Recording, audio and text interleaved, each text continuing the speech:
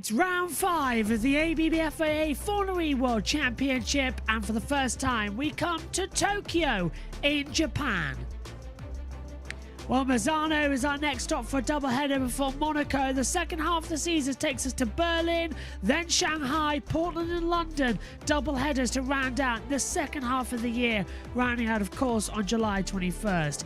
In the driver's standings, Cassidy leads the way on 57 to Verline 53, Evans and Jev level on 39. But look further down, Seta Kamara only on 2 points, Van Dorn only on 18, but Bird's win last time out puts him on 37 points in 6th place. In the Teams Championship, Jaguar lead the way on 96, but Porsche are on 61. Penske 57, too clear to McLaren. No points for Mahindra or Rapt so far. Hello everybody, welcome to qualifying for the 2024 ABB FIA Formula E World Championship and the Tokyo E-Prix coming to you here from Japan. It's going to be a very interesting qualifying session. We've got about an hour and 45 minutes coming your way as well. 2 group stages, both 12 minutes long at 300 kilowatts per hour, where one side of the group go out on the grid and then the second on the other, determined on whether you're odd or even in the driver's standings as well. Then we go into the quarterfinals because the top 4 from each group progress forward. The winners from the quarterfinals will then face each other in 2 semi-finals. The winner from that will then go on to the final. The winner getting 3 World Championship points. Can't wait to see how this is going to be as we come into it as well. Let's see what happens. First of all though, let's head over and join Radzi, who's down in the pit lane interviewing some people. Must be very good vibes where you are. Absolutely, we couldn't have a better partner, to be honest. We are working very, very well together with McLaren, and last race it was amazing for us, and we are very happy that they won the race. Just from now on, we would like to have the 2 cars or maybe 3 cars on the podium, but with the opposite order, why not? But anyway, it's a good problem to have, fighting for the best positions. What is it that you do that's working so well? Because we would have predicted Jaguar's powertrain doing well, we would have predicted Porsche's, but not necessarily yours. What is it about this season and what you're doing together? Well, our package was not that bad last year. There were areas where we could improve that were obviously around the control systems, which is where you can improve from season 9 to season 10. So we worked a lot on that part, and that's why the overall vehicle efficiency is better. But I would say that in our case, more than McLaren, we have improved a lot as a team, in the team operations. We had already a very strong talents in the organization, but because it was the first season as Nissan Formula E team, we had to restructure the organization. We have new people, better process, so I would say we prepare better with the same package, so that's why we extract more performance out of the package. Tommaso, thank you very much for your time, and preparation apparently, JJ, is key. And when you think about the future of Nissan, they've now committed the first Formula E team to commit to Gen 4 of this incredible sport. Things are looking good for these guys here. Yeah, thank you very much, Radzi. I mean, it is huge news there, with Radzi talking to the Nissan team principal there, Tommaso Velope. First team to commit to the Gen 4 car, keeps them committed to Formula E until the 2030 season. Just how big is that, Andre? Yeah, it's very big. It's great news for the championship. It's always good to see a manufacturer committing, and also for them to announce this here is really good in front of their fans. You know, it's definitely a great boost for the whole team and the championship. Yeah, but it's really important for the sport as well, that type of commitment. Yeah, I think it just shows the direction that Formula E is going, and that you've got these big manufacturers like Nissan, and that they can see the future in the sport. They can see Formula E growing and developing as a championship, which, you know, it's been on a huge journey from when it was first introduced. So I think, you know, to get it to the point where it is now, you know, the high level of drivers we've got, the manufacturers involved, it's a great place, the championships in. And the announcements are coming thick and fast this week here in Tokyo. Lola Cars are going to be returning with a technical partnership with Yamaha as well. Just how significant is that, Billy? Again, it's another big, you know, manufacturer getting involved in the sport, and, you know, Lola have got a huge history in motorsport, so, you know, to see them back on the grid, you know, a new team in the championship, again, it just shows the interest from, you know, people even outside of Formula E that aren't in it. But did you see them partnering with anybody, Andre, or have you had a phone call to say, we need a driver? Well, Mark Preston's going to be the can speak, you know, but I'm tied up. You know, I have a good position at Porsche in endurance, but yeah, I hear they will partner up with an existing team as well. So it'll be really interesting to see who's going to be driving and how they're going to structure the team. But always great to see new blood, and yeah, like you said, Yamaha always inspired performance, and yeah, it's great to see another brand in the championship. We've got to talk about the home favourites. I've already seen the flags everywhere, the Nissan flags. They're definitely, well, home favourites in terms of the support they're going to get. What is that like from a driver's perspective, Billy? Is it more pressure or enjoyable? I think it's both. I mean, you know, there will be more pressure. There's no doubt about that. But I think, you know, that Oliver Rowland, Sasha, they're drivers that, you know, I think will embrace that pressure. I think that they'll be enjoying this weekend, the experience, having people on their side supporting them with everything they're doing. So, yeah, for me, I think it's going to be an opportunity for them to thrive, and they know if they could get a result this weekend, it would be huge. Has it surprised you, Andre, the level of performance from the Nissan-powered cars? Obviously, McLaren has got the Nissan powertrain as well with it. 3 podiums already this year. No, I'm not surprised, you know. The thing is, on this grid, everybody's strong. So it's really about putting things together. And I think they learned some interesting things last year, like they said, with the power controller, and just that bringing that little bit more to the limit. That's just what they needed. And then they just been able to prove it. Let's see if they can prove it again now. And yeah, I'm really curious to see, because consistency is the key here. You know, sometimes you can do a good weekend, you have a good highlight, and then the next race weekend, nothing. But we've seen Oliver Rowland has been on it here as well, so it might be a good weekend for him. Yeah, well, you mentioned Oliver Rowland. He's been absolutely brilliant. Took a pole in Saudi Arabia already this season, so big things going to be expected from him here today. So let's go and join our commentary team, shall we? Have Dario Franchitti and Tom Brooks.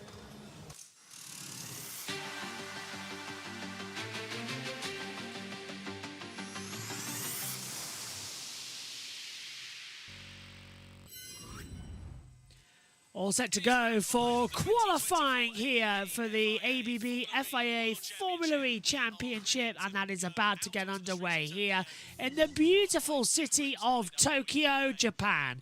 For the first time, an electric world championship is going to race on the streets, and for the first time ever, a street circuit here in Tokyo. That is an A, Mario Kart, B, Gran Turismo, or C, in one instance, Grand Theft Auto. We're ready to get going. Group 1 will see Nick Cassidy, Mitch Evans, Jake Dennis, Oliver Rowland, Sebastian Buemi, Jake Hughes, Norman Nato, Antonio Felix da Costa, Eduardo Mortara, Lucas de Grassi, and Johan Daruvala head out to the circuit as the green light goes on, and we are underway now for the first session. This is going to be a very entertaining run around. Nobody knows exactly what to expect because track temperature is at 39 degrees, air temperature is at 19 degrees, and we've had a damp track as well coming through, so nobody actually knows the exact situation what we're going to see. The virtual race engineer says ideal qualifying strategy is an out, prep, push, push. So a double push lap at this circuit. Sun's risen, as I said. Here's 10:20 in the morning. It looks like there's a dry line appearing on the furthermost, on the right-hand side towards the wall, coming down towards turn number 1. So it should be okay. We've got Da Costa out first then on the circuit. He'll do the warm-up prep lap. Then we'll get into the full-on push positions as well and see where we go throughout this qualifying session here. As out on the circuit now come several other of the cars. And let's check in with Tom Brooks and Dario Franchitti. 100th race for both Mitch Evans and Jaguar here this weekend. There's some celebrations down in Tokyo last night, and I don't know if James Barkley got up to any karaoke or not, but he sounded a little bit hoarse when we spoke to him in FP2 this morning. So. He takes his work very seriously, so probably doubtful. Obviously a bit of a race going on already. About to turn 15. We saw some incidents here yesterday, braking and turning at the same time. It's quite a difficult entry to that corner. Yeah, it is. Don't forget about the Formula E predictor app on the bottom left-hand corner of the screen. Scan the QR code to tell us who you think is going to get into the duels and who you think is going to be able to perform. You can see the elevation changes just coming down through this final sector as well. Especially out of turn 2, there's a real compression going through there. Yeah, well, there's a lift-off before the compression. There's a jump, and we saw, I think it was Edo Mortara actually hit the wall this morning. So there's the jump and then the compression. And yeah, it's a very big bump coming through those parts of the circuit. Out of turn 3 over the hill, it goes right down at the bottom. So there's a big lunge. And coming out of 3 is going to be very interesting in the race later on, exactly what difference it's going to be in. I'll be sat down for a while, then I'll stand up later on in the broadcast because we can switch the cameras around. For instance, I can press it now, look, and you can see. Hello. So we can swap the cameras around and I can stand and sit at the same time. So they're swinging on the inside line. And first sector time for Roland is a 32.790. Then we had Degrassi with a 21.7, but then it's gone Roland as well with a 20.285. So Roland taking across the 2 boards.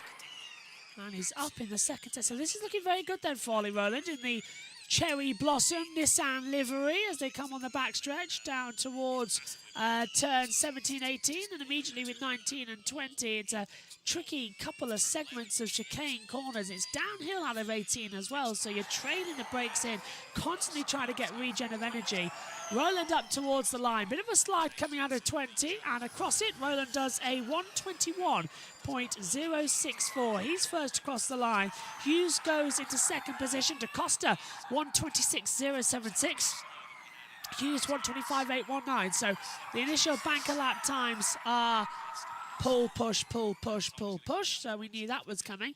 We knew it wasn't going to be too much of a difference between the two, sadly. But as you can see, 4 seconds at the moment between them is going to be interesting. Let's go over to the box. Yep, absolutely right. Making his way through to the weaving. We're just trying to get a little bit more temperature into the tyre. Getting the tyre into its operating window is so important, because if you get the tyre into its operating window, you feel like you've got a bit of grip. If you miss it, it's not very nice, and that is the chances of getting into the duels in a couple of minutes are really diminished. Cassidy radio. Yeah, just looking at the Jaguar of Nick Cassidy going to the straights because of the Marta rear. So just coming off a few there at the back. So again, Cassidy having problems. Remember this morning, a lot of trouble in the second practice session. Mortara's gone fast in that first sector with a 32.488. Second sector's up by 3.5 tenths of a second as well. It's a 20.219, so that's improved. DaCosta's jumped to the top. Fastest third sector, 27.546, 120.864. I might move this monitor to there because it's then directly below. It's giving me a neck ache as well, actually. I might have to sit back a little bit and that might help. It's this shirt. I don't like this shirt with my hands. Crossline, Mortard goes fastest with a 121.89. Evans in there too, getting faster. I don't know why I wear this shirt. It makes me cringe all the time. Hate it. Absolutely hate it. Might change it over the race. Evans then coming through. My hands are legit, and he's like, eh, bad stuff. So yeah, first sector's coming through. Evans, fast sector 1 and sector 2. He's down a little bit. Nasty bump coming out of turn 19 and 20 as well. So he's going to have to contend with that one. Across the line comes Mitch Evans, goes fastest. 120.049. 10th and half clear to Edo Mortara. So there's a few bits between them then, out there on the circuit. DaCosta, personal best in sectors 1 and 2. That could still be a factor. Hughes as well is improving on times. But Evans, Mortara, Cassidy, Degrassi, the first stage of this qualifying group. That's the order. In the drop zone, Buemi, DaCosta, Nato, Roland in the pit lane, Hughes, Dennis Geruvula, and several other cars now diving to the pits for their half session. Let's hand it over to the boys. It's the level of the championship and how you can't take your foot off the gas for 1 second because someone's there to replace you and to outperform you. So I think that is just what is pushing Formula E in this direction and why it's so competitive. I was walking down the garage from where we did the opening link to the comms booth, and you just look at the drivers and you think, yeah, he's a potential today, he's a potential, he's a potential. Especially Sebastian Buemi coming in the pits, but yeah, there's just so many strong drivers in this championship. See Buemi talking with his hands as he heads into the pit lane. Yeah, he's had something of an interesting start to the season on the podium in Mexico City. We'll be hoping for more forward progress. Last time out, actually, both Envisions in Sao Paulo just were not able to get the tyres in the right operating window. That seemed to be their Achilles heel. They were overheating them, cooking them way too much. You see just Lucas Degrassi hopping over the curb through that chicane there. Interestingly, if you looked at the DS Penske's earlier, they were completely avoiding the curbs. Other guys absolutely smashing the curb as hard as he could to straight line the corner. So a couple of different techniques going on there, and Lucas has slowed down on that lap. Yeah, just looking here at the Maserati, that is Jehan Daruvla, the only rookie in the field, makes his way through the chicane of turns 10 and 11. He'll be going a lot faster than that when he's on a push lap. He's just on a little bit of a build lap at the moment, or probably on an in lap actually, because what we generally see in these group stages of qualifying, drivers will go out, they'll do their first run, they'll come back in, get everything cooled down, get everything ready, then go out for a couple of flyers at the end. It's tough being a rookie in Formula E with that experience that everybody else has built up. This is a good chance for him though, because it's one of the circuits that nobody has actually been on before. So that levels the playing field. They've been on the simulator a lot. Everybody's been spent hours on the simulator trying to figure out the fast way around here and the efficient way for the race. But there's nothing like actually getting on the track, feeling the tarmac, feeling where the grip is, where the bumps are. And so good chance for Daruvla to have a good result this weekend today.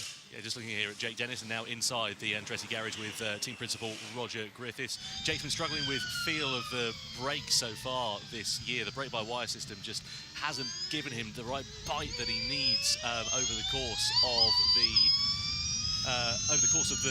of the lap, really. And it's such a big thing to get that brake feel, and because you're dealing with millimeters of precision, and if it's not doing exactly what you want when you press the brake, but also when you release it, it gives you that disconcerting feeling, and you start second guessing it. And Jake's going through that from winning the World Championship last year to struggling a little bit, but he'll definitely figure out. And I'm sure that between the Andretti team and the Porsche guys with the powertrain, they can come up with an answer.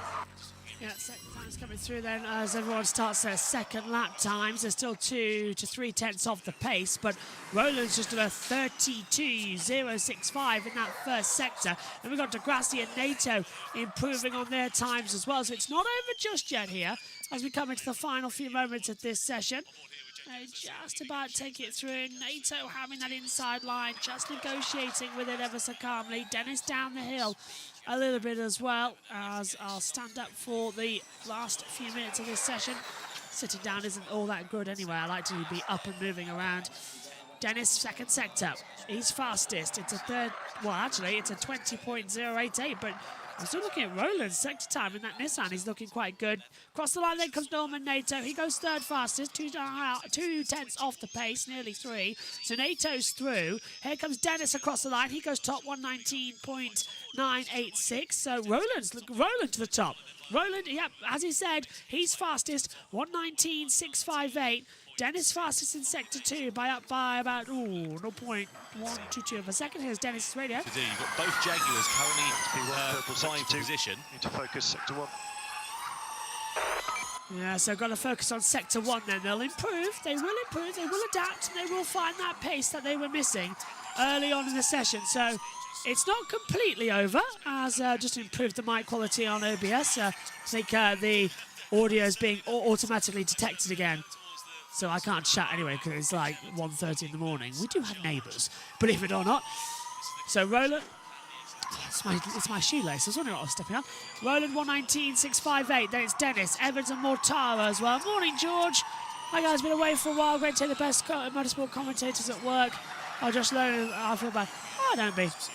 It's a Formula E session. Everyone's got the weekend off. It's Easter. Ed Hunter will be joining us later in an analysis role, and joining us as our co-commentator this weekend is Formula E Zone's own pit reporter, and our pit reporter, and now our co-commentator this weekend, Jack Pickering, will be joining us in the commentary box as well for the session later on.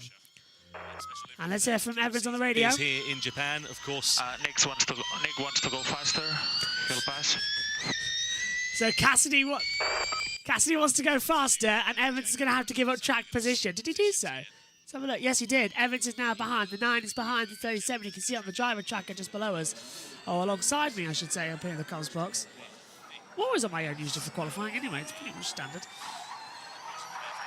We have set series that the commentators follow, you see, and that's where we put them all in. Roland 119 then, as Da Costa starts a lap time as they come into it. First sector, touching that curve. I don't know if you heard the blip there as well, but it's very close to the exit. Pink Porsche this weekend as well, hardly missing it. Nissan have gone, as I said, for the cherry blossom trees and the colour livery as well, the white with all the pink around it. It looks absolutely fantastic, I can tell you that. Group A, checkered flag has come out, so the session is over. Now we're going to see who the real pace will come to in this session. Da Costa's sector time, again, looking strong. First sector is up. No one's setting immediate best lap times, and so no one taking the checkered flag. Who's going to be first to take it? That's going to be Jeruvela. 2 improvements in their first sector, 32.4 to 20.1, so he might still have a little bit of delta time to find. Da Costa, 4 tenths down the laps, so no one's actually finding the grip out there. Track temperature is at 40 degrees, air temperature is at 19, so it is improving the longer the day goes on. This morning it was damp still down the start-finish line, and that could be a crucial factor to come into it. Mortara goes second, Jeruvela's out, he's in P7, so they too have taken the checkered flag, and now we're going to see everybody else take that checkered flag coming across the line. Da Costa goes fourth. That kicks out Evans. Jaguar could be really in trouble here. Cassidy said he can go faster. He's in P9. And both Jaguars, and crucially the championship leader, going to find themselves eliminated. Cassidy's looking across the line. Nato goes sixth. Hughes is seventh. Jeruvela ninth. Here comes Cassidy. He goes third. That kicks out Da Costa. One Porsche won't be in. Evans goes fifth and misses out. Evans goes fifth and misses out of qualifying. That's a crucial development. Buemi stays 11th. He doesn't improve. And Degrassi goes into P9 inside the pit lane. So, wow. Didn't expect that session as well. Roland, Mortara, Cassidy, Dennis, the 4 to go through. Dennis sneaking through at the last second. And it's Evans, Da Costa, Nato, Hughes, Degrassi, Jeruvela, and Buemi missing out in that first session. Wow. And they go to an ad break. We'll confirm the delta times to you. That was insane. Look at that. Fastest first sector for Roland. Fastest second sector for Dennis. Fastest third sector for Cassidy. Completely changed around the order of proceedings. I did not expect to see that, I must admit. That is a surprise to me that we've got Jaguar so far off the pace, because Evans in 5th position was 3 tenths off the pace of Roland on that last lap. Well, this is certainly going to be an exciting qualifying too, isn't it? If the track's going to improve that much, Jaguar already out of pace. We've got Verline, Vern, Bird, Gunther, Freins, Van Dorn, Fenestraz, Sette Camara, Muller, De Vries and Ticktum out next. So ideally, the 4 that I would say would go through would be Verline, Vern, Bird, Gunther would be my picks to go through. Actually, I'm going to change that. We'll have Van Dorn will go through for sure. I think Vern will go through, Verline will go through. And as for 4th, it's a bit of a fight between Gunther, Freins, and to be honest with you, Fenestraz as well after his recent performances. So it could still happen as we get ready for Group 2 to kick off. Roland holds the on top spot with Mortara second, as you can see on the blog post below us. But the second session is about to get underway. It shouldn't be too long of a delay here for the qualifying runs, and I've got to write out the first half of this results onto my stat sheet, which is why I was hoping we'd have the radio commentary from the boys in the box. We'll take this, have a little bit look at here. Morning, George. Good morning, Josh T. Thank you, everyone, for sending those commentaries. And yes, hello, everybody. Good morning. Good morning. So, yeah, we'll all get ready and set then to go. It's a light weekend. Well, after last weekend's 33 streams, this is a light weekend with just 5 streams. We've got the Formula E. Takes us through all Saturday. Saturday, we're not actually on during the daytime. Sunday, we're not on at all. We're next back Monday, midnight. So 12 a.m. Monday morning. I think we start on air actually at 11:30 on the Sunday tomorrow, on Sunday night. So it's a bit of a change. But anyway, we're going to throw it back. I had Degrassi block me in turn 4, says Cassidy. So that could explain why Cassidy's so far down the order. But here's going back to the boys. So ready to go then for Group B qualifying. The attentions shift over to that. We look to see which of the 11 drivers are going to progress forwards. This is Group A a few moments ago, and this is Jake Dennis. Look at how close he was to the wall there in 11. You can see the rhythm was off with Cassidy. It didn't sort of flow over that bump. Almost if you attack that curb a bit harder, it might help the car to float over it. Easy to say from a commentary booth. Oliver Rowland looks pretty good though. Looks nice and under control. The dampers are working well, the shock absorbers keeping the tyre in contact with the road as much as possible. Beautiful looking livery on that Nissan here as well. It's cool, isn't it? Yeah, loving a bit of cherry blossom season. So Group B then, these are the drivers who'll be competing. You've got Pascal Wehrlein, Jean-Eric Verne, Sam Bird, Max Gunter, Robin Freund, Stoffel van Dorn, Sasha Fenestraz, Sergio Sesicamera, Muller, De Vries, and then Dan Ticktum. So 4 drivers will make it through from this 12-minute session. And of course, they'll have had the advantage of seeing what the other drivers have just gone out and done. So let's see how this is going to work out as the green light is on. And the fans are watching on in the grandstands here as well. I have to say, I was just in pit lane before coming into the commentary box at the start of the session, and the Japanese fans are incredible. There was a chap in there who was ready to see Sam Bird, and honestly, he looked like he was about to cry. He was so thrilled. The passion for Japanese fans, whether it's in Suzuka, F1, IndyCar, Motegi, and now here with Formula E in Tokyo. They just love the racing. The national racing scene as well in Japan is so strong, and Andre has won many championship here as Nick Cassidy, and it's just wonderful to be here and to be racing on the streets in Tokyo. Absolutely. And you see, as we look at Jean-Eric Verne making his way around the circuits, different surface changes here as well as we come through that fast right-handed kink of turn 9. I think under racing conditions, that is going to be a real hairy part of the track. It definitely is, and it actually interested me yesterday when I went around.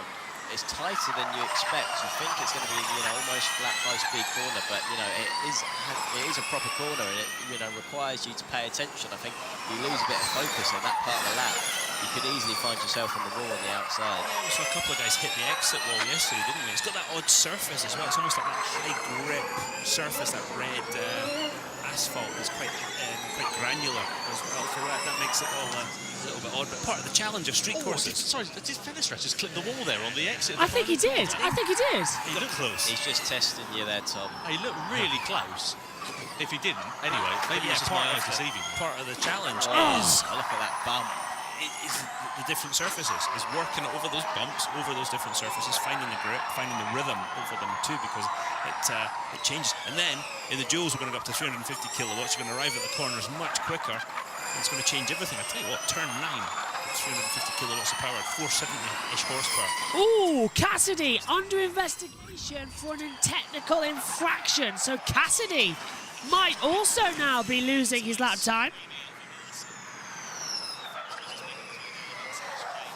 So we'll keep you updated with that and keep an eye on what Cassidy has apparently done wrong in this opening session. But Wehrlein, he's in trouble. But look at that first sector time as well from Gunther, 32.3 as well, and then a 20.314. So again, they're improving on the times, they're having the positions, and they're going to have the attack to get it in. Really enjoying. Oh, hello. Grey screen in front of us. There we go. Fenestraz down on time as well. Fast sector 1 and 2. Bird the same, but it's who's setting that fastest delta time that they really, really, really want to see. Across the line comes Fenestraz. Is he faster or not? Yes, 120.194. Gunther goes faster by 73 thousandths of a second. 120.121. Bird's coming through as well to find some deltas. Here's his radio. Got blocked. Basically, margin, end of session is good. Margin is good. We can make sure we get space.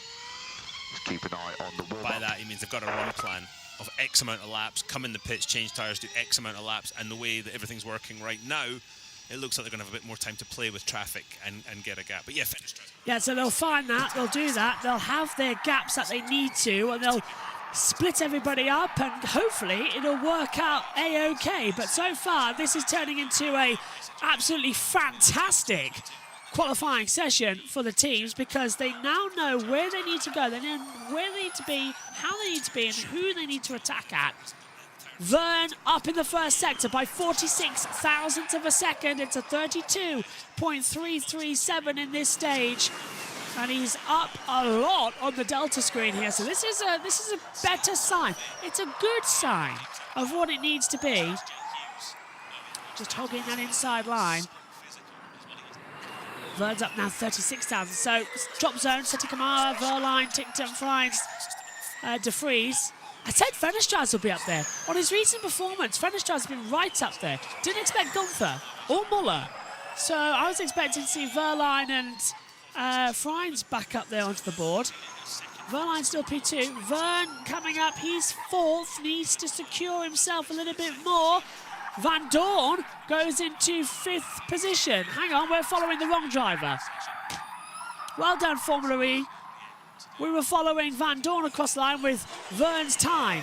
Muller goes fastest. Sete Kamara goes 2nd. De Vries jumps to the top with Ticktum in 4th. And now it's all changing.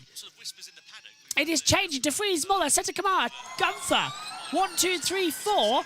Freins now goes fastest across the board. 1:19.822. Freins, De Vries, Muller, Sete Kamara, top 4. Gunther, Ticktum, Verline, Fenestras, Vern. And not selling a time so far, Van Dorn and Bird. Well, Bird got blocked. What a session. This is going to be quick. Oh, lap 7 to be deleted for technical infraction for Cassidy. Has that kicked him out of the duels? Oh, we'll wait to see on that one. For 2025 when we go into season 11. Looking at Pascal Verline, pink Porsche livery. Wants to try and make it through into the duels to get into that fight for pole position, of course. Looks okay through there for now. Down the compression in towards turn 20. Such a smooth style Verline, hasn't he? He really just, he's very good. Oh, Coventry's gone. Verline goes 2nd.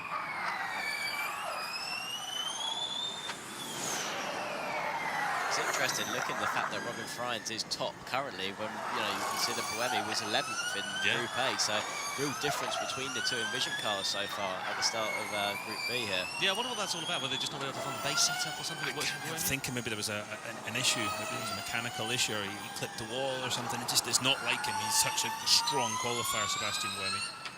That's a very good point. So a lot of the drivers now coming in at the end of their first run, so they're going to do exactly what we saw in Group A qualifying a few moments ago. Come back in, make sure that all the systems are good to go out for one final push in this session. Just to remind you, top 4 drivers making it through from this Group B qualifying session into the duels. We've got the quarterfinals, so 4 lots of those, then into 2 lots of semi-finals, and then we will have the... Yep, drama from Group A as championship leader Cassidy has had his that deleted. So that's put...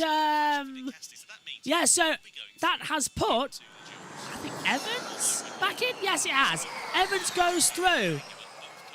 So a DQ for Cassidy.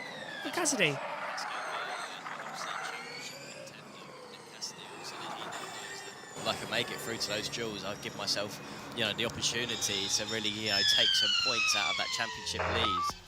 Close that gap down. Okay, Sam, all being well, we'll do out push, cool, 2nd push. Heard it from newly blonde Stephen Lane. There was a bit of a bet between Sam Bird, Stephen Lane, and I believe Jake Hughes got involved. So now he was the one who kicked that all off. Crikey! So now Sam Bird and his engineer Stephen Lane kind of look like Sick Boy from Train Spotting. I was speaking to the team actually earlier on, and I said, "So what's the plan? Is everyone going to be bleached blonde by the end of the season at this rate?" I wonder what if we could get CEO of McLaren, Zach Brown, to do the. Oh, that's camera. Oh no, he definitely hit did. the wall there. Yeah, that's... Sete Kamara hit the wall coming out the rear corner, blows off parts of the advertising boarding. Yeah. He's hitting that pretty hard. Yeah, I wonder if we get Zach Brown to peroxide dye his hair too. That'd be quite interesting. Look. Well, let's see how that goes. So the top 4 drivers in the session at the moment, Freins, Verline, De Vries and Muller in the pit lane. Stoffel Van Dorn stayed out though, so he's in a bit of a different run here to everybody else. I was talking to Stoffel Van Dorn earlier, so I need to pick it up through the quick corners. Turn 9 where we are here, and this next section turns 10 and 11. Degrassi under investigation for impeding. That was Group 1 as well. Hang on, and car 16. So, also an investigation for impeding is Sebastian Buemi. So Degrassi and Buemi under investigation now for Group 1. Group 1 could change massively. It's fascinating how different the start and the end of the lap are to each other. I mean, the start of the lap, you've got turns 1 through 8, so technical and slow speed. It's hard for the driver to get that mentality of taking all this curb and carrying that high speed through the second half of the lap. And Hughes and Evans now. Oh, this is big. This is big. Hughes and Evans now under investigation for impeding as well. So this has now seen the majority of Group A under investigation for impeding. So right now, I don't know who's going through. And Bird and Jev. Bird and Jev. And that's from this session for impeding. Wow.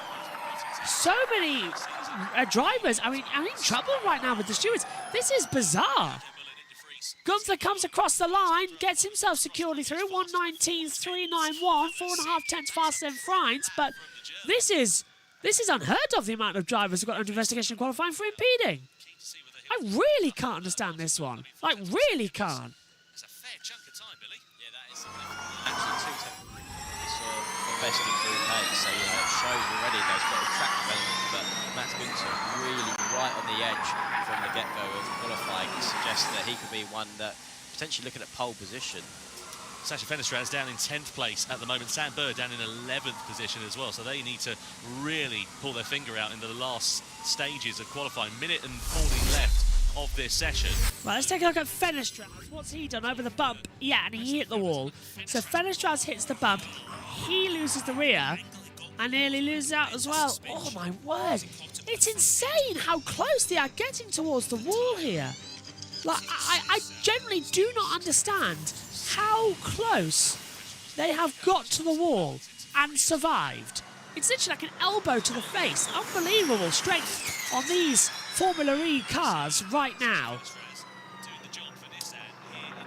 So many cars under investigation right now for the impediment. We'll keep you across anything we see and hear over here in the commentary box, but the information that we've received is the same as you, and it looks a bit grim. Gunther, 1:19.391. He's the fastest time. Fenestrad is going to try and push out a little bit more. Oh, and it hits that bump again, exit of turn 3. Really can't control it that much. He's pushing it like absolute crazy, but every time he turns out of that corner, the rear just steps out, goes to hit it, and he's desperately trying to fight it. Good sector 1 though, overall. It's a 32.464, so he's 3 tenths off, but that could put him in 2nd position. That's how close it is out there. And he's got time to improve around the track as well, so anything's possible in the next half a lap. 10 seconds left. Flies it through the bottom of the chicane. Oh, there we are. Oh, okay, massive glitch of the OBS, but it's back working now. Apologies, don't know how long that was out for.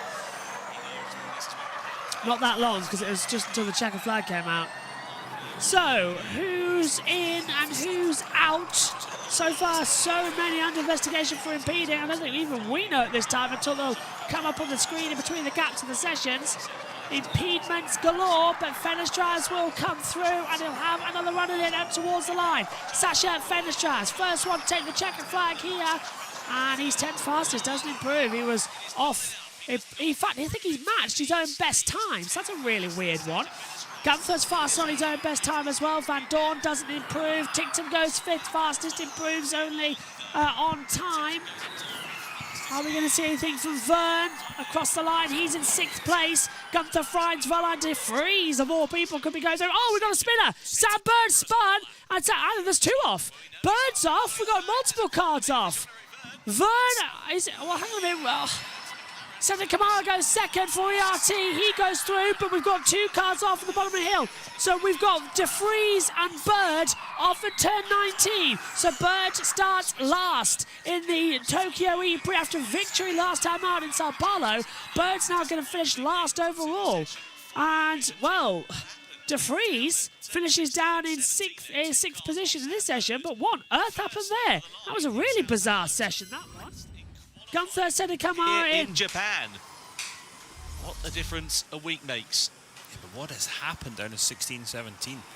One's run off. Together somehow, and one spun and the other's avoiding. We'll piece it all together. Florian Modlinger watches on. Pascal Verlaine lucky to make it through by just 0.03 of a second. That's a really bizarre into the duels. That was a bit closer than I'm sure he would have liked. I'm not sure. It has the money here on it Max is. Gunther. Okay, so here it is from Bird. That session, here we go, Sam Bird on board. Oh, there's already a car in the way. He's out of shape, he's lost the rear, and they're both having separate crashes. And the Mahindra's having a moment. Okay, Sam, so I don't want to make a big deal of this. All I want to say is, I'm sorry, this is my mistake, and I'll explain everything when you get out. Oh, wow. Yeah. McLaren's error. Yeah. Stephen Lane apologising. I don't know if they did something with the setup. But yeah, so one of the Mahindras was in the runoff. Just look to the left there, Emerson Fittipaldi watching on. Yeah, one of the Mahindras was in the runoff. Yeah, you're right. And Sam went down into the runoff, and then Jean-Eric Vergne looks like he came down there too. Oh, wow.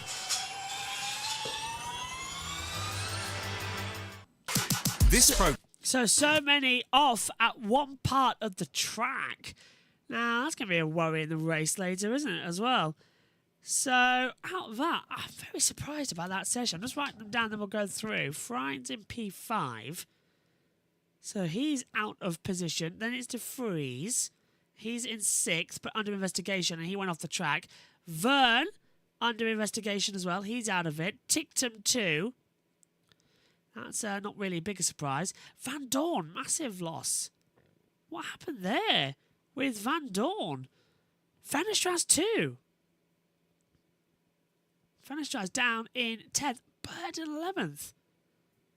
One thing that we do know is it's going to be a fantastic grid when it actually kicks off later, isn't it? It is going to be spectacular. Why can't I? Come on. Being a pain now. There we go. OBS wouldn't work. So, interesting qualifying. What have we got to look forward to when this starts off again? So, Mortar and Bird appearing off, and then City Command Muller up there as well, but Vern went off too. It's such a weird part of the track. 19's a downhill braking zone that if you get, and it's blind too, you get it wrong, bang, you're in that wall. And it is 19 as well, penultimate corner. It's like it's coming into the pit lane. And Bird and Vern still under investigation for impeding. So many are across the last session there. So this is going to be an interesting little test to see what we're going to see next. Okay, so we will have the duels starting now, the quarterfinals, which means we'll move away from this screen and move over to the battle screen, which isn't completely set up yet. Hello. So we'll get all that set up as well and get going for the next session. So explaining to you the dual screen, we'll have the top 2 each in each session, and then across it we'll have as well each of their sector times, the gap between them as well, and you'll get to see it the same as me on the monitor here up in the comms box. So that's how that little juicy timing screen works. But the cameras are all set up differently as well. We usually have a bit of a break, but yeah, this is looking good so far. Anyone still alive here with me in the chat? Oh yeah, there's 18 people watching on the YouTube. There's God knows how many people watching on Twitch as well, because we've lost the Twitch chat until the race later because we've only got one monitor for that one. So hello everybody, if you're watching on Twitch, thank you so much for joining us as well. If you've got any comments, I'm sorry I can't see them at the moment, but we will get them back to you soon. Hello to everyone on YouTube still, because we can see them. Josh T's just staying with us. Let's hand it back over to the feed then. The ABB FIA Formula E World Championship, driving innovation in electric mobility. Track sweeping begin. JJ. So then, ready to go. All right, so there we have it. Groups A and B have been out already, Andre. Bit of drama in both groups. We'll start with Group A. Some surprises in there. Yeah, and amazing performance from Oliver Roland. Again? Again. So you can see it's a real driver's track because, I mean, Sasha Fenestras, same car, must drive a different way and over the bump in turn 2 because he really jumps off a lot, and that doesn't seem to pay off. And Maxi Günther really, really strong. I didn't see that coming in from the free practice performance, but yeah, so really, really impressive. And then a bit of drama in Group B. Some people, some drivers trying to find the limits, and I wonder if that ruined some guys' lap at the end to get into the duels. But and also, yeah, drama for Jaguar. Yeah, big blow for them. But yeah, good operation, I think, for title contender Pascal Wehrlein in Porsche.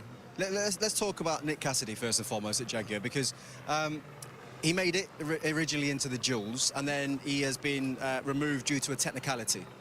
What is that? Can you explain it? I don't know exactly what it is, but could be power spikes or something due to the legality, maybe on the bumps here, you know, like if the car jumps a bit too much and the rear wheels are spinning a bit too high with the power, then you get a spike, and that just causes a red flag at the race control, and then your lap time gets deleted. And as a driver, for sure, this is you know, this is quite disappointing, but nothing you can do. Sometimes it's like this, you know. It's also about, that's what it's about in Formula E, playing with the limit, try to bring the power to the maximum, and I mean, that's why you have good performance all year long. But sometimes on some tracks, if that is the case, and then yeah, it happens. But you try to optimize it always. We can go find out actually, because I think Radzi is with the team principal of Jaguar, James Barkley. I am, JJ. Thank you very much indeed. We mentioned the unpredictability of that particular qualifying session. Mahindra through, App through, Neo through.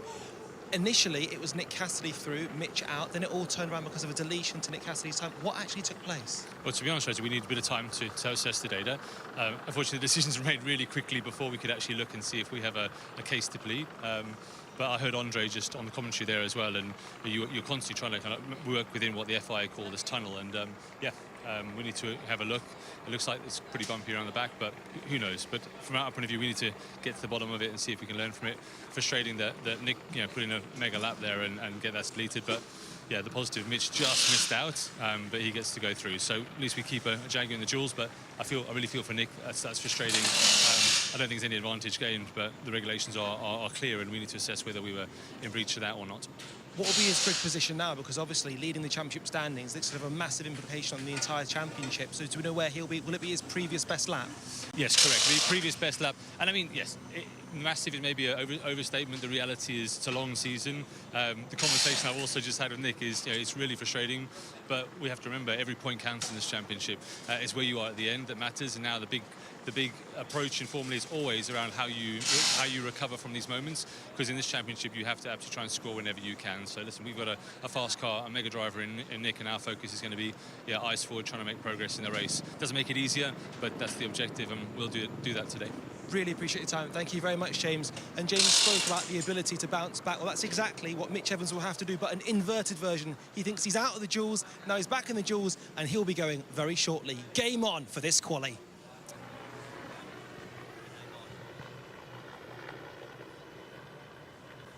Yes, he will indeed.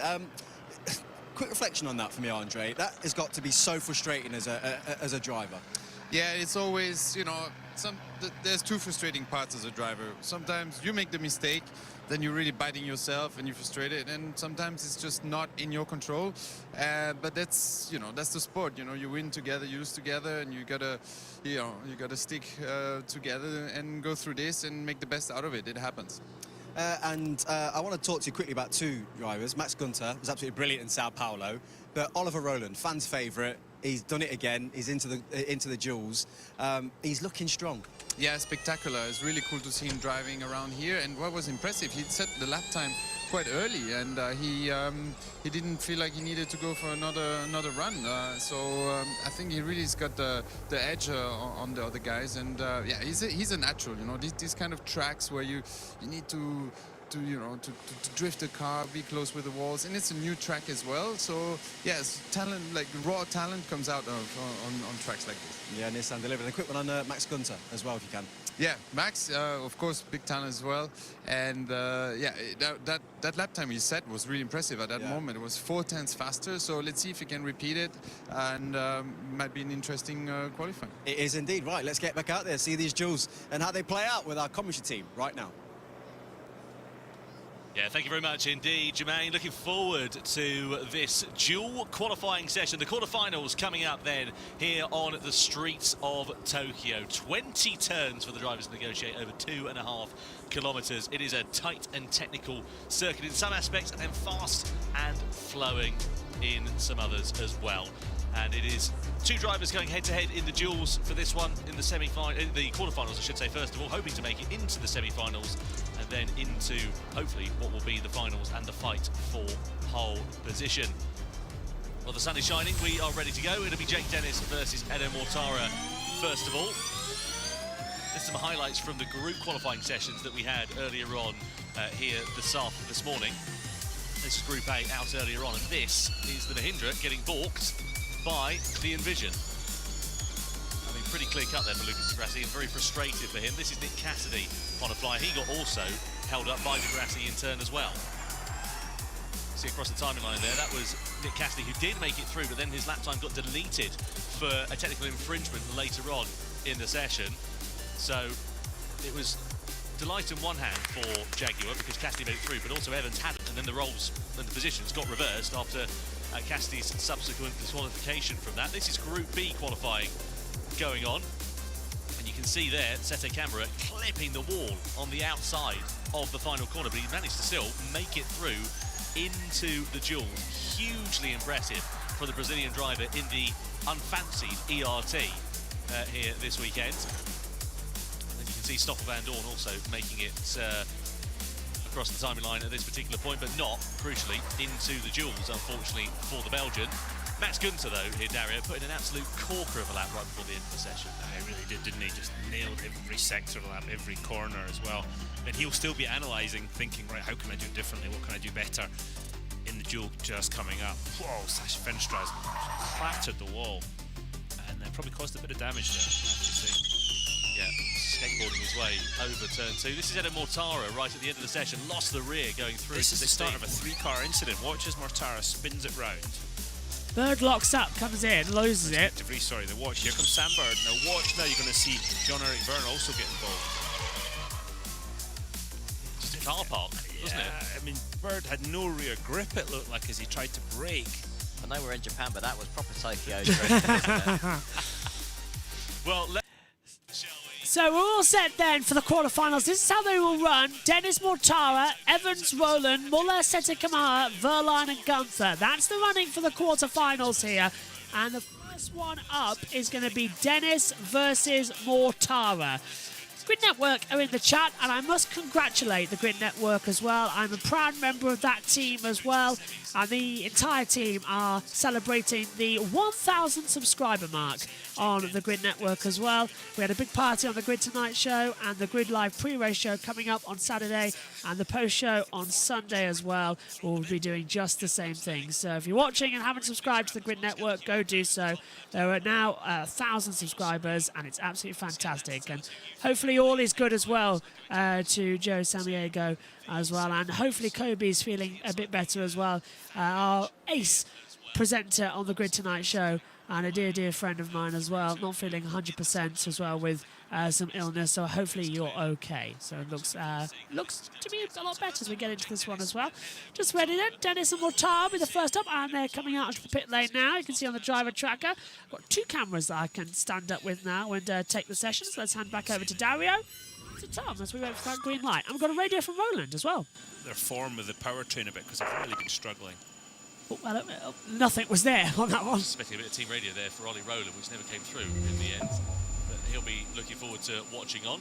Anyway, let's cross back to the duels and the 2 drivers who are lined up at the pit lane exit. They're just sat there now with just under a minute left on the clock. 40 seconds, so 35 seconds. They line up in the pit lane. They'll go out at determined intervals, so they don't cross one another on the circuit. And then we'll see who is going to be fastest between those 2 drivers and get into the semis.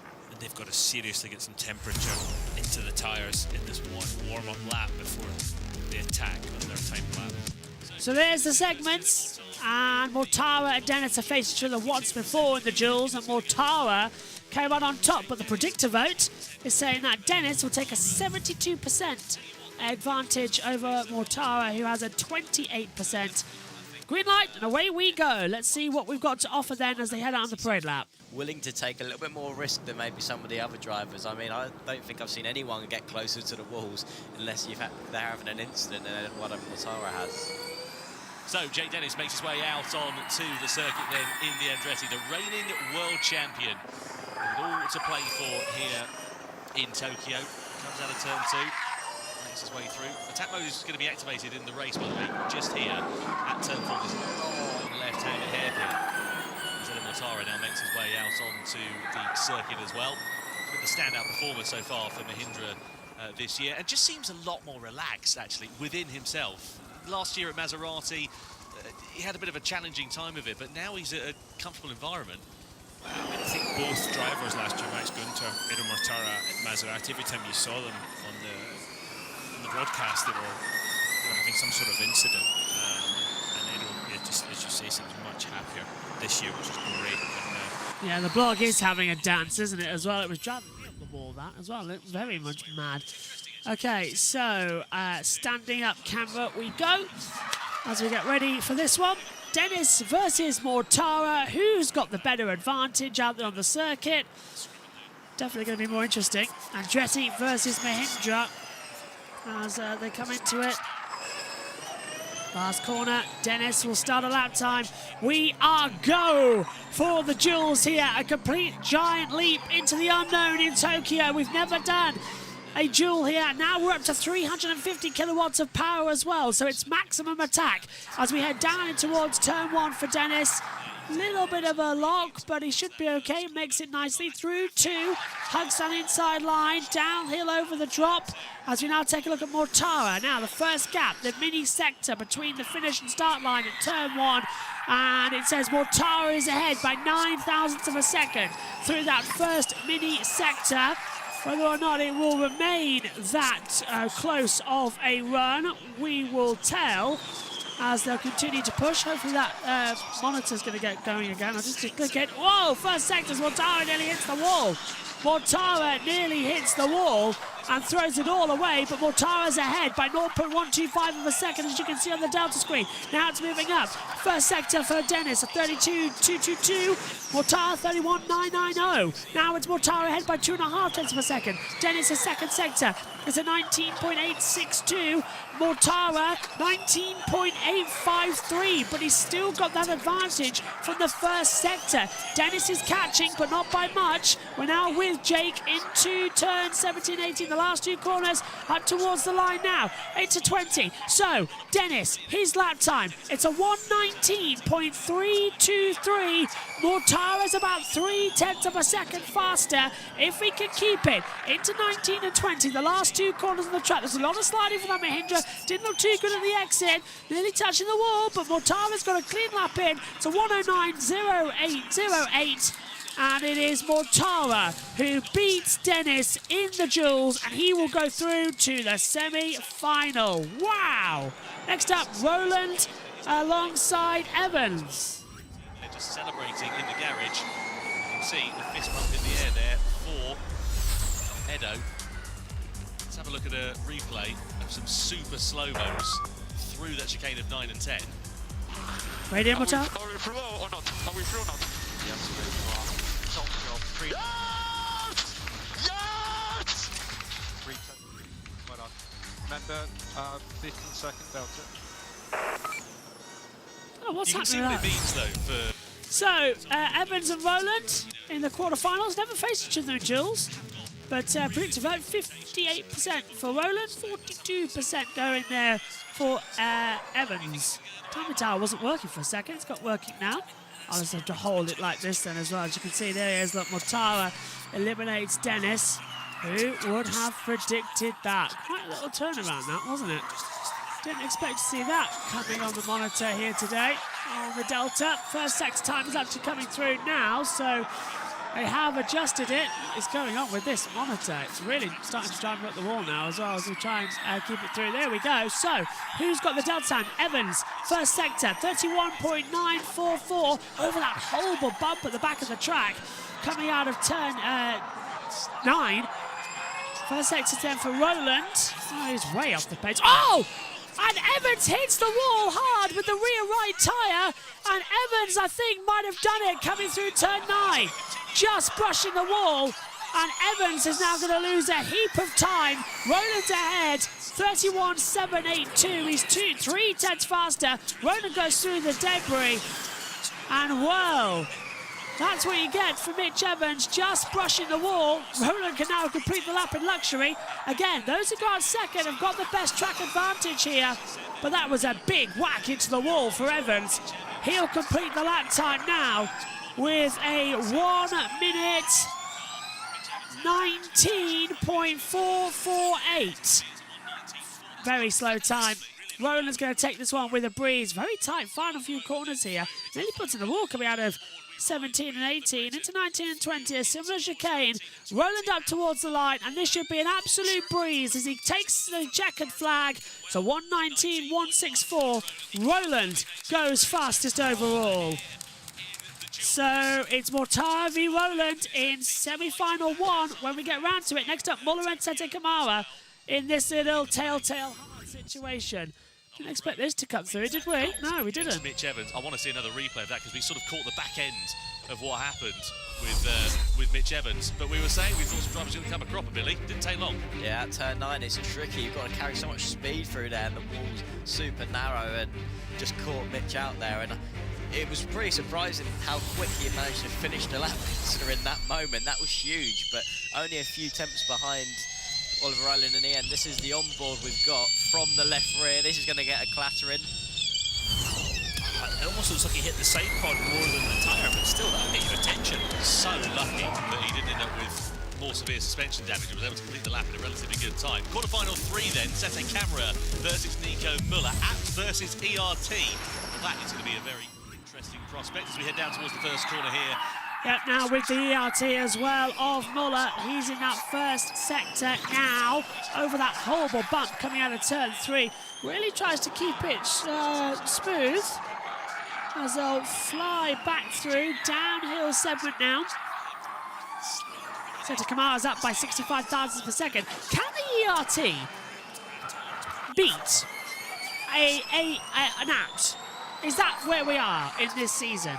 Can ERT beat Abt head-on in a championship duel situation? That's what I'd like to see.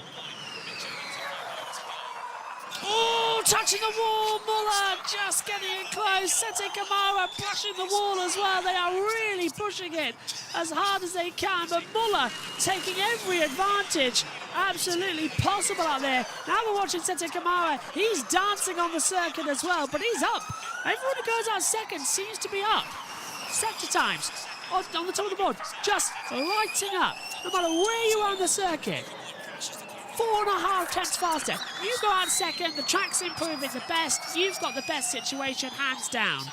Cross the line for Müller to 1:19.756. It almost doesn't matter, because we're going to see Sete Camara absolutely blitz it. Ugh, hate this shirt. Sete Camara goes in. Who took attack mode?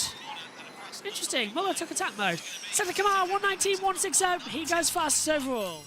One of the fastest times that we've seen so far. That's only a tenth of a second slower than Mortara earlier on, and 4 thousandths of a second quicker actually than Rowland. Yeah, they've definitely got some pace in that car over one lap. And at a track where qualifying is going to be a bit more particular and a bit more important, it's an opportunity for them. Let's have a look here then.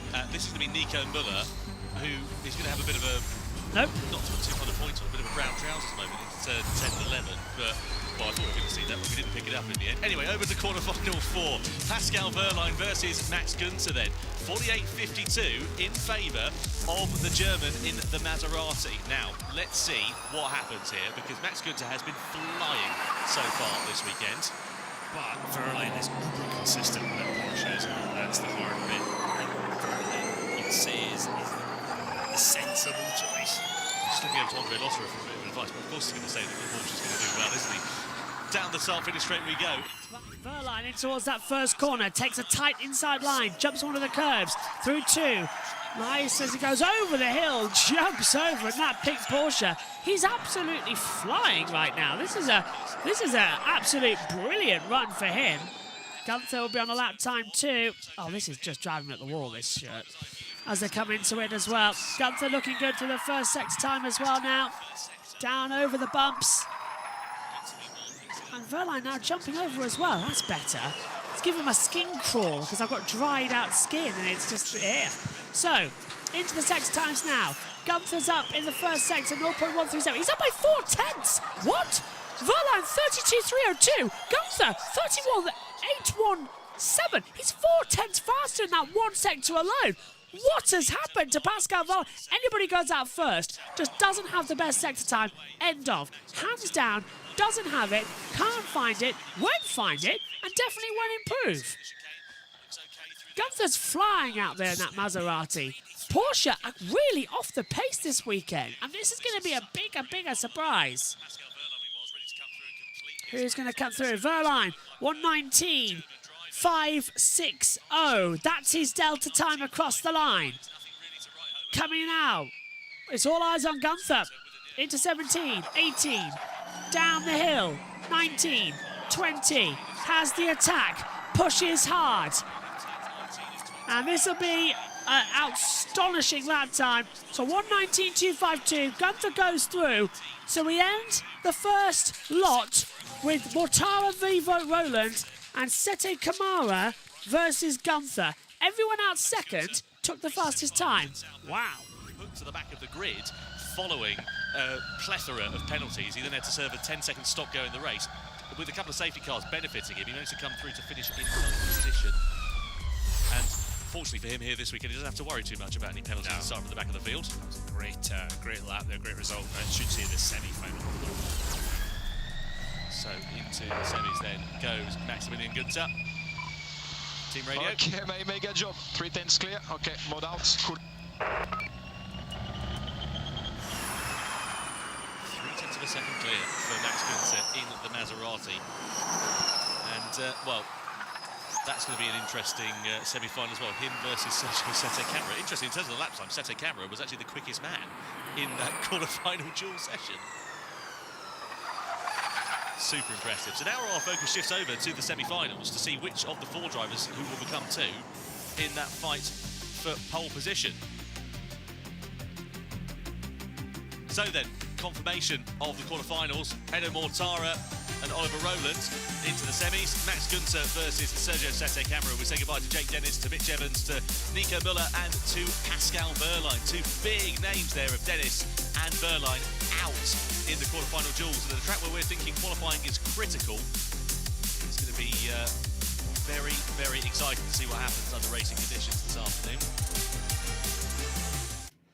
Certainly is. This is going to be fantastic action, isn't it? I don't know where to look next or what to think next. It is changing second upon second, and that's what we like about it as well here in ABB FIA Formula E.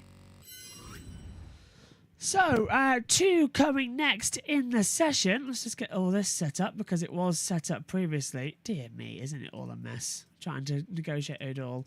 This browser source is not wanting to work. So, I've taken the shirt off. Now, everyone's thinking, why? Why have you done that? Because I suffer with a lot of dry skin. I don't know if you can see it on my hands and that lot as well. And the commentary box, it's cold outside. It's, what, 6 degrees outside? Something like that. And it's the middle of the night. My skin's dried up. And this is a very thingy material, like in car seats in the 1990s, that velvety thing. It's that type of shirt. And it's making me crawl. Even now, it's not me. Absolutely not me. So I've taken it off because it was annoying me. I'll probably change it later on as well, going into the race later. But for qualifying, I think it's literally 2:20 a.m.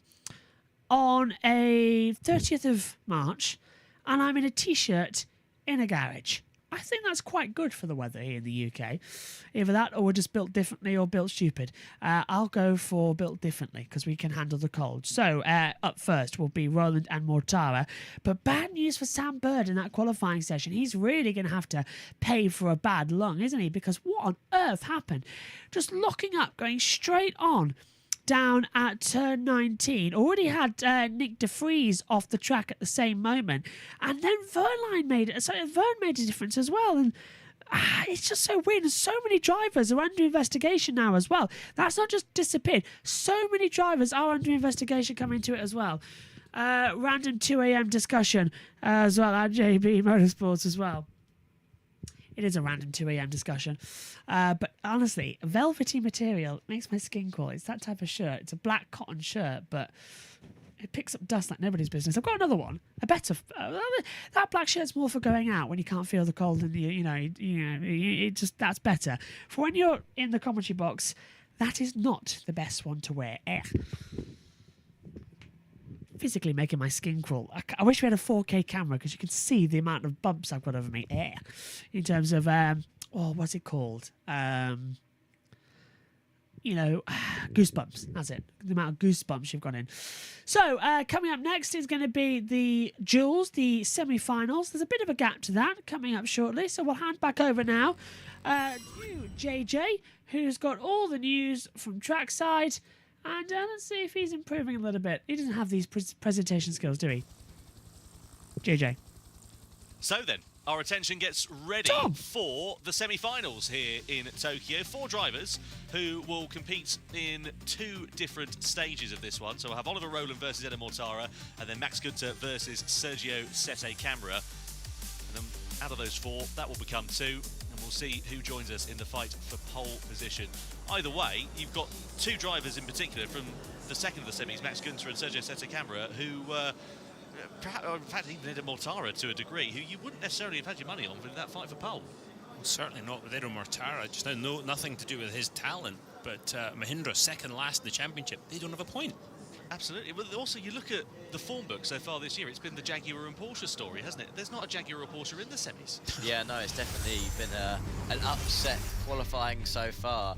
Mitch Evans obviously having that big moment. He still managed, by bringing that car around to the end of the lap in the way he did, he gained a couple places on the grid. So again, those points across a whole season might be important, that he didn't let that shunt get in the way of, you know, losing a couple more places.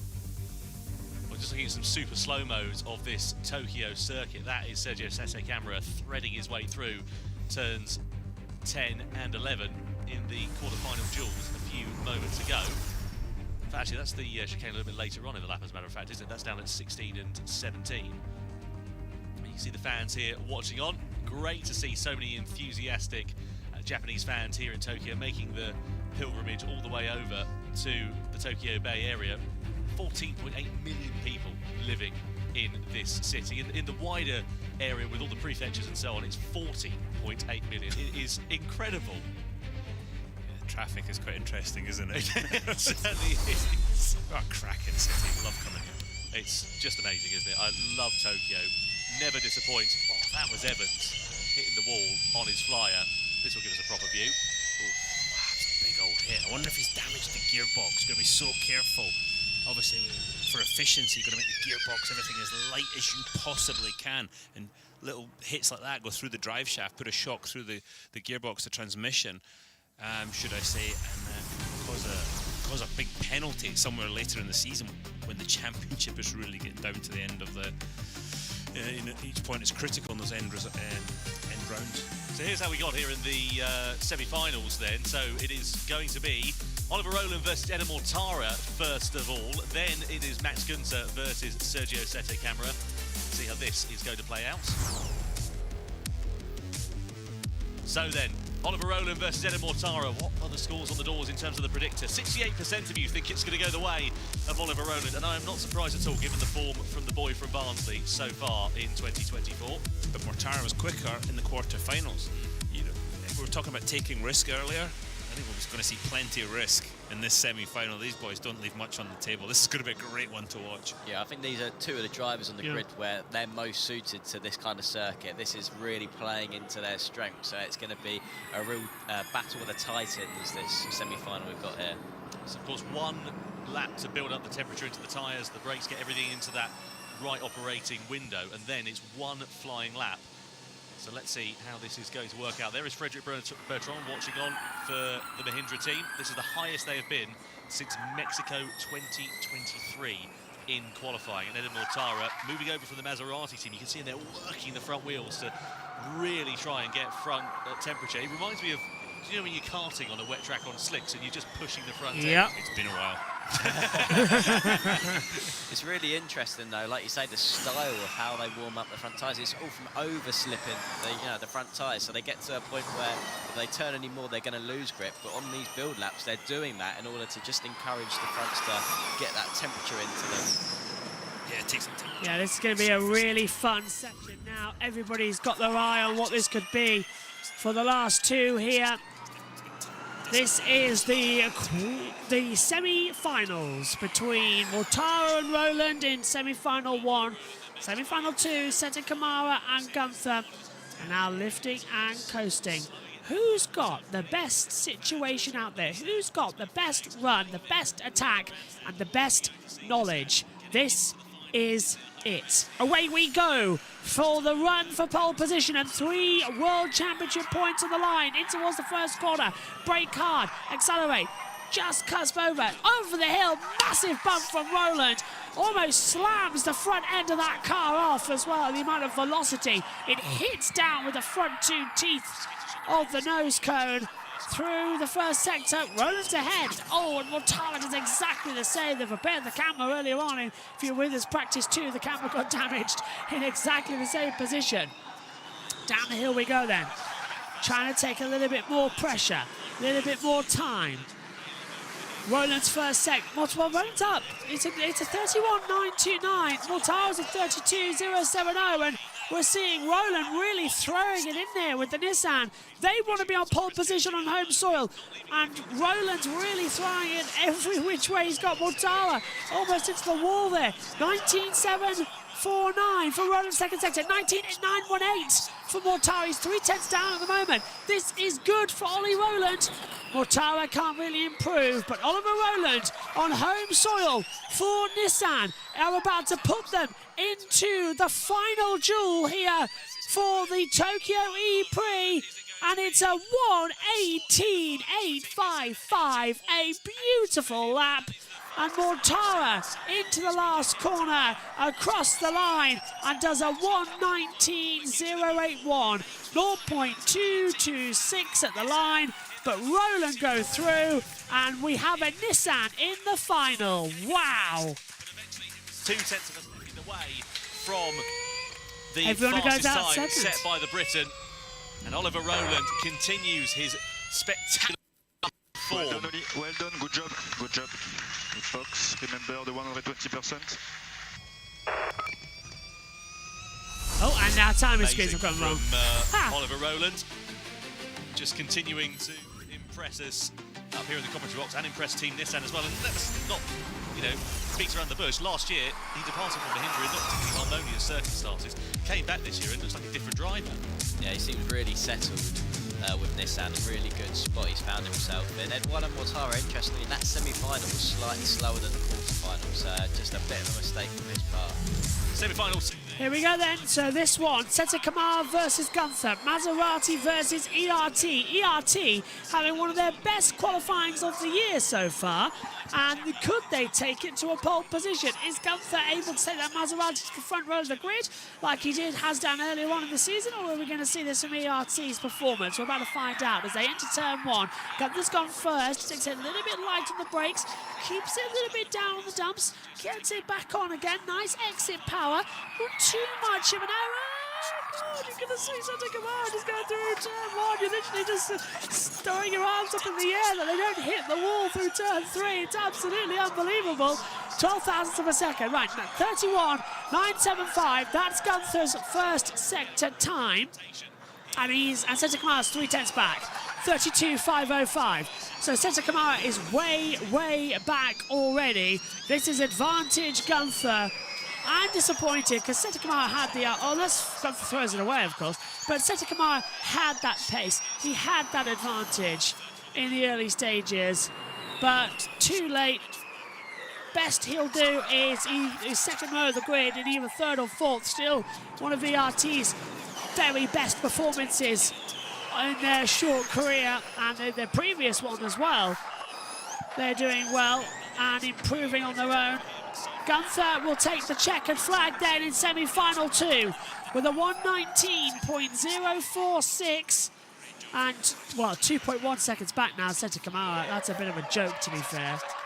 That car unsteering everything like crazy. They know they want second place, second row of the grid, and it's a 1:21.2. Gunther through. It's going to be Roland v Gunther in the final here, and I can't wait to see it. So disappointing for him, but nonetheless, to get into the semi-final duels for an ERT, hugely impressive. And especially at a track where we think overtaking is going to be a bit of a premium. Everyone's going got to seconds. A great opportunity to score some big points for the team. Yeah, Max Gunther there, 1:19.10. It's a good lap time, but when you compare that to Oliver Roland, he's the only man to get into those 1:18s. It's looking like Nissan are in a really good spot here at their home race. Let's have a look at some super slow-mos here for Gunther, just clattering over the curbs of the 16-17 chicane. There's one thing you said about Oliver Roland, that he left Mahindra under sort of interesting circumstances. I think what happened there was they tried to get him to sign a new contract, and he was like, nah, I'm off, until they ended the relationship midway through the season. I think that's maybe what happened there. But he was at Nissan before, felt at home at Nissan, and feels at home there again. It's great for him, especially considering he lost a lot of seat time over the course of 2023 to come back into that car and that team and put in the performances that he has. Yeah, and he's got a young family, and I think probably that break just re-energised him a bit, and he knew he was coming back to a team that he'd had success with in the past, and it's all worked well so far, so good on him. was just having a look here at some messages that I've got coming through, and Roland apparently concerned about a bit of signage that came through. Got wrapped around his front wheel. May have to change a front wheel coming into this duel final. Oh, that Sete camera where he cleared the wall on his... Caught up the back edge, the trailing edge of the wheel, and that was the issue after that. Fine margins, aren't they? Oh yeah. Just incredible how close it is proving to be. There's Alex Way, the team principal for PRT. Nonetheless, still as high up as they've been so far this season, in the second dual appearance of the year for Sergio Sete Camera. Unfortunately, not enough for him to progress forwards into the finals, and it is going to be Maximilian Günther for Maserati versus Oliver Roland for Nissan in the home race for the team.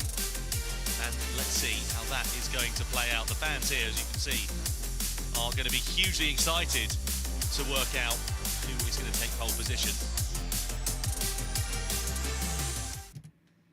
So we prepared to see where we're going to go in the remaining formats here for the ABB FIA Formula E World Championship.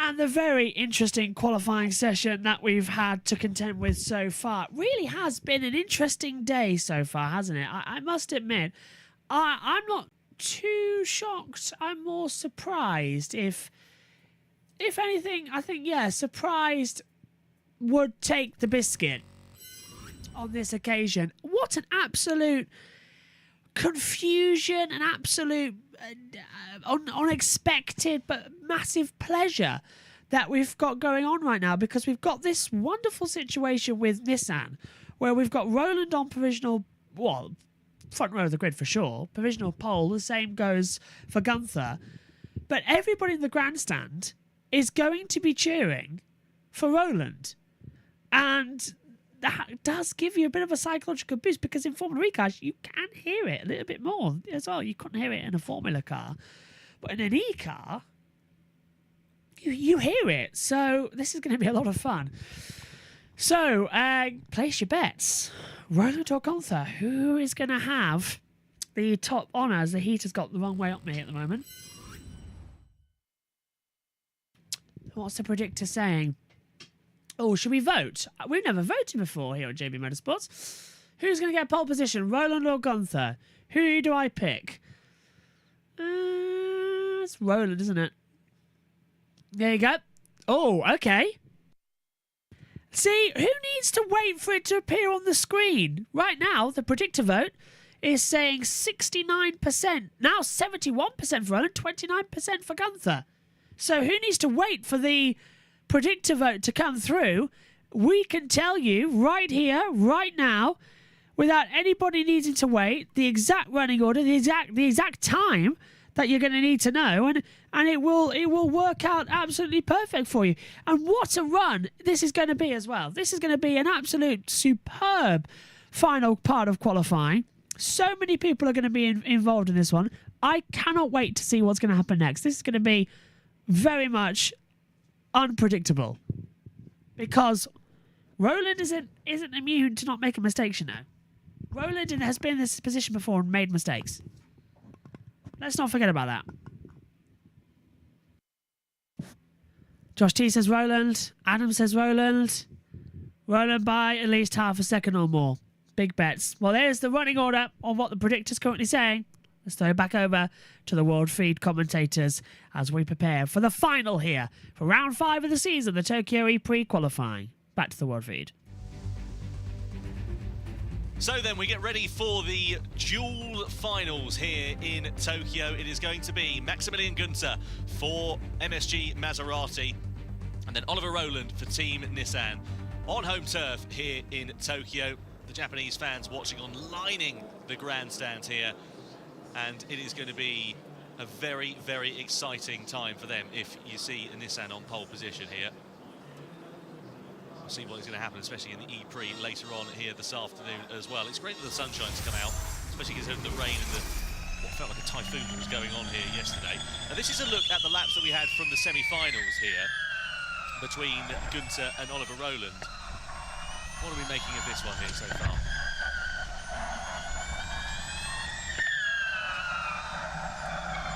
The interesting to see as we come out. It's a of turn mock 3 final there, right now they're showing. Different lines being used through turn 4. It's such a long apex corner. Some drivers using a slightly wider line. Looks like both of them are on a similar part of the racetrack right now. Very similar to so far. Very difficult to actually find a bit of a difference from this next bit through 9 and 10. I think the commitment from Oliver Rowland through this next series of corners is probably going to start telling. He breaks for 10, 11, just as the camera freezes, of course. Definitely looked like through 9 he was ahead. more aggressive when he's turning on the entry. He's definitely got confidence in the high speed corner. Yeah, it's the word, isn't it? You've got to have that confidence, haven't you? Just to commit to some of these corners, and walls are so close. You see the car of Oliver Rowland skating on the brakes into turn 15. Yeah, slight bit of instability was going on through into there, wasn't it? But yeah, hugely impressive here from Rowland into the chicane of 16 and 17. Look at the accuracy though. I mean, there's the one thing getting very, very close to the walls, but he's on the curve as well. He's positioning the car exactly where he wants it to give him the entry speed, the apex speed, and then of course the exit speed. Great lap from both guys, but Oliver Rowland looking really, really strong. Well, 0.2 seconds the lap time difference between the two. So let's see how close it is going to be here in the final stages of the duels. So then, here is how we ended up at this point. You can see we had Jake Dennis versus Mortara, Evans and Rowland, Seta Camera and Muller rather, Berline and Gunter. Rowland and Gunter made it through from the semi-finals, and that is how we end up in the duels with the final fight for pole position of Max Gunter and Oliver Rowland. And now we wait for the green light to come on at the end of pit lane. I look like the race in So then the duels finals. 69% of you think it's going to go the way of Oliver Rowland. 31% though going for Max Gunter. But we know this circuit punishes mistakes. Formula E always punishes mistakes. They've only got one bite of the cherry. One lock-up, one missed apex could cost you pole position. Oh, it's going to be that close, isn't it? The margins are absolutely minuscule. So down through the first couple of corners we go. Max Gunter it is that leads the charge out of pit lane. The thing is, obviously, you're trying to keep the car within the confines of the walls, but you don't want to leave anything on the table. One's as bad as the other, and so you've just got to be absolutely on the limit. We've seen the consistency of lap time throughout the duels here, but you've got to make thousands of decisions and thousands of little movements during this qualifying lap. Very easy to overdo it as well as underdo it. Well, it is a third pole position potentially on the cards here for Max Gunter, or possibly an 8th pole position for Ollie Rowland, which would see him tying for 3rd in the all-time list with Antonio Felix da Costa. The only other drivers ahead of him are Jean-Eric Byrne on 15, Yeah. Sebastian Buemi, who holds the all-time record on 16. A lot of different pole sitters we've had here in the past. Question is, who's about to take the biggest prize of all and get pole position for the first ever Tokyo E-Prix? So, we're into the final now. We're getting it close. Gunther's out first, Rowland's out second. Computer predicts those who've been out second the entire time have taken it so far this weekend. Into turn 1, Gunther hard on the inside line. Nice through 1 and 2. Oh, massive bump at 3. The race is going to be bump city at this rate. Rowland into the first corner. Takes it nice. 36 thousandths down. Massive jump over 3. You can hear that crack coming a while on. Rowland's up by 57 thousandths of a second the first sector so far.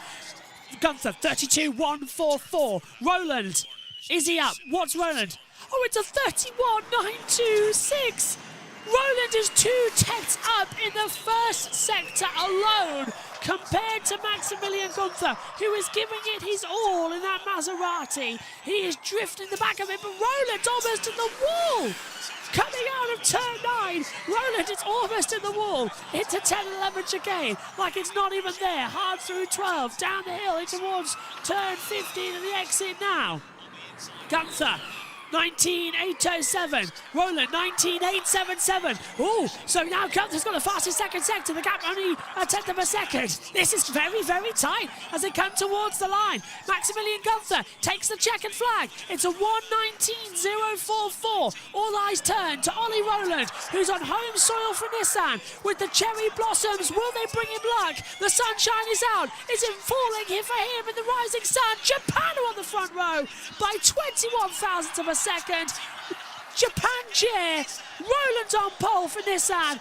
A 1:19.023. Another close finish. And Ollie Rowland for Nissan have put Japan's dream on the front row of the grid. Brilliant. Rest of the way, 2 back podiums in the last 2 Formula E races, and Team Nissan back on pole position for the first time since Cape Town 2023 as well. The last sector, we almost threw it all the way, lost just over a tenth for that last sector. Brilliant competition, both drivers absolutely on their limit. Great job, Ollie Rowland, but Max Gunther as well, just trading blow for blow, corner for corner. Great stuff. Amazing. I need to correct myself actually, because of course we saw Ollie Rowland on pole position interior actually earlier on this year as well. So yeah, amazing job from Oliver Rowland. We didn't correct you. Exactly. Yeah, absolutely. Good job, mate. Good job. Atom.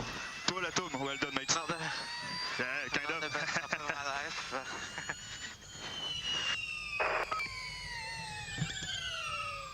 You can see what that means to Team Nissan as well. I mean, there's been a lot of noise around them here this weekend, unsurprisingly so, because of course it's Nissan's home race, and loads of media duties for the drivers to do here so far this week, and lots of activations and so on and so forth. And you know, all of that sort of pressure, you wonder whether that might have put them on the back foot a bit, but not at all. Well, they've handled it beautifully, haven't they? And the guy I feel happy for as well as Oliver Rowland's Tommaso Volpe. You know, he's the guy that's going to the board on this end and saying, "I need more money, I want to go faster, we need this, we need this, we need this." And they've had a couple of difficult years, so to see the success for the last couple of podiums with Oliver Rowland and the win with the McLaren with the Nissan powertrain, but it's today again that pole position.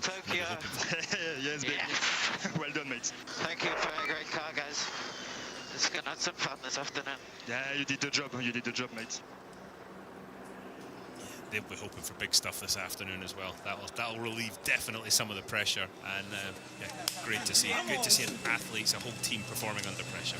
It's interesting then looking at the split in the lap times here, Billy, as well, because though Rowland had the advantage in the first section, Gunther was actually quicker in the second and third. Yeah, definitely. It seemed like towards the end of the lap, you know, Gunther managed to, you know, find a bit of confidence for the car, find a bit of performance, and Ollie almost let it slip in that last sector. It seemed like, you know, a good couple of attempts from where he's been previously in that part of the lap. So yeah, there's maybe a few things that he wouldn't have been entirely happy with his lap.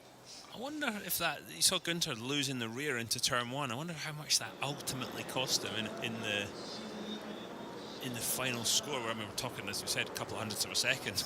If it was any more than that, then that could have been the difference. Yeah, phenomenal. The fact that we're talking about such fine margins. Well, there we go then. Nissan taking pole position here in Japan, ahead of the first ever Tokyo E-Prix this afternoon. Let's have a look here at Rowland making his way through the chicane of turns 10 and 11. Look at, honestly, the width of a credit card going through that left-hander. Got to do it 33 times this afternoon. That's going to be the difficulty. You see the reaction from Tommaso Volpe. That's what it means. Yeah, delight for Tommaso Volpe and for the whole of the Nissan team as well. Of course, they've been in Formula E as a factory team for a good few years now, running the EDAMS effort, of course, and then taking over the entire operation at the beginning of Season 9. And now their second pole of 2024 as well. So that shock through the spine of Oliver Rowland just as he hit that bump. That's, yeah, the drivers will be definitely feeling that tomorrow. Yeah, straight down to the chiropractor, I imagine, will be the first call after the race here this afternoon. See the fans just watching on here as well. It has been busy this weekend. This is down at the fan village, and it's great to see it so well supported. Tommaso Volpe there, we're also just now communicating with the team. Let's have a just listen in, see if we can hear anything. You are making me sick. Great to see Sasha Fenestras down. There's proper bromance goes on between those two. It's good to see teammates working together. It's difficult to do because you're always compared. We were comparing Sasha Fenestras to Oliver Rowland earlier and how their respective forms, but great to see that really come work together. Yeah, really good job there for Oliver Rowland. The second pole of the season, an 8th career pole position as well. He'll be absolutely delighted with that. Puts him in a prime place, actually, for the race here this afternoon. We think overtaking is going to be pretty tricky at this circuit, and we're not expecting the same style of race that we had in Brazil a couple of weeks ago. We refer to it as a peloton style, where you're sort of following the leader, conserving energy, waiting for your moment to attack. This one, we reckon it's going to be a little bit more sort of like Derry, a bit more flat out. A bit more flat out, and you're going to want track position. You want to get ahead of the cars in front any time you can. Skimming the barriers all day, trying not to make a mistake, trying to be as efficient as possible. I can't wait. This is the type of race I loved. I think it's going to be a cracker. Yeah, I think we're in for a proper classic Formula E race. So, our pole position man, Oliver Rowland, second pole of 2024. Let's head down to Radzi and catch up with him.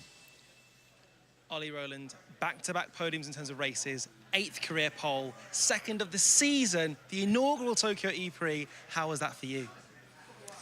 Quite incredible. The track's cool. Like, it's such a big challenge for the drivers. I was just enjoying driving it, to be honest. But yeah, I think we couldn't ask for a better start. You know, back-to-back podiums, second pole of the season.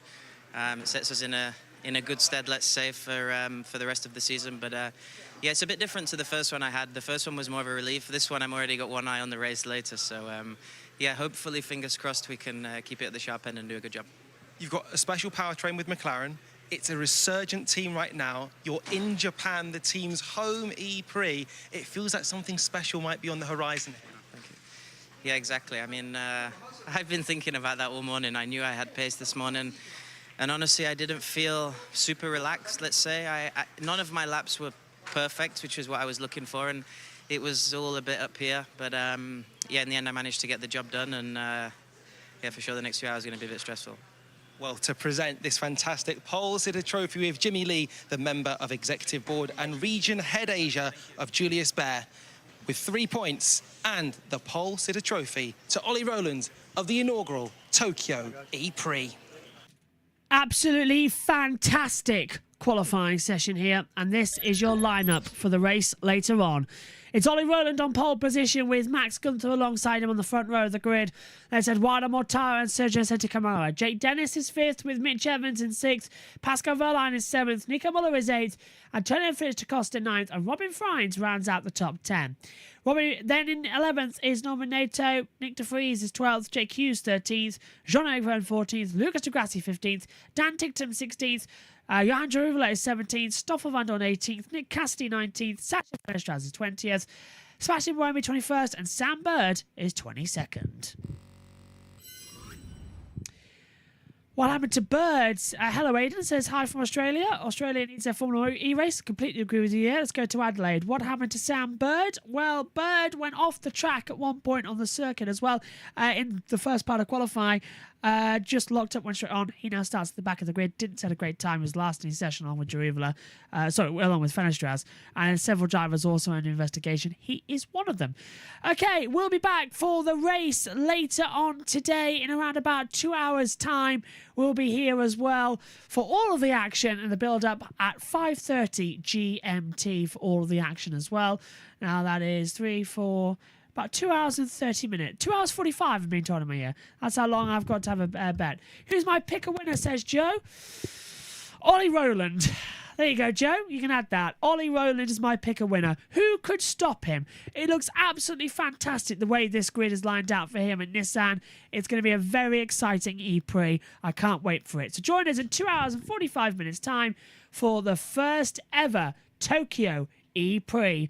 And it's going to be a classic. Thanks for your company in qualifying. We'll see you later on. Bye-bye.